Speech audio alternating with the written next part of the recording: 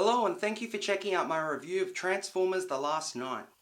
Transformers The Last Knight was directed by Michael Bay, stars Mark Wahlberg, Anthony Hopkins, and a shit ton of CGI. First of all, there are so many plot points in this movie, and the story is so convoluted that unfortunately you won't actually remember any of them the next day, let alone the minute that you leave the cinema. I'd normally run a little synopsis as to what this film's about, but to be honest, if you've seen any other Transformers movie, it hits exactly the same beats as those.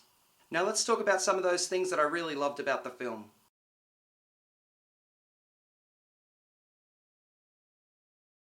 The VFX was once again absolutely phenomenal, but the problem is that the way they frame the shots and the way they do film the action, you can't even tell what's happening, let alone which characters are actually involved. Mark Wahlberg was given the best that he was given, which to be honest really wasn't that much. Anthony Hopkins was chewing the scenery and definitely earning his paycheck. The female ingenue was actually trying for once, which is good to see in a Transformers film. In the trailers, you see this little girl and she says, "I want to stay and I want to fight." And I know exactly what you were thinking. Great, another insufferable child in one of these huge blockbuster films with absolutely nothing to contribute, and she probably has asthma. Well, the good news is she doesn't have asthma. Instead, she's been given this terrible fucking attitude. One of the biggest issues I had with the film was that you don't actually really get to know any of the Transformers, and this is the fifth film in, and you still know nothing about them, or very little.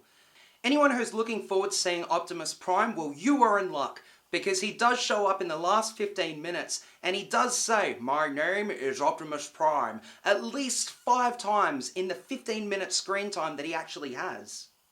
Which really is great when you think about it, because you won't actually know who any of the Transformers are unless they say their names.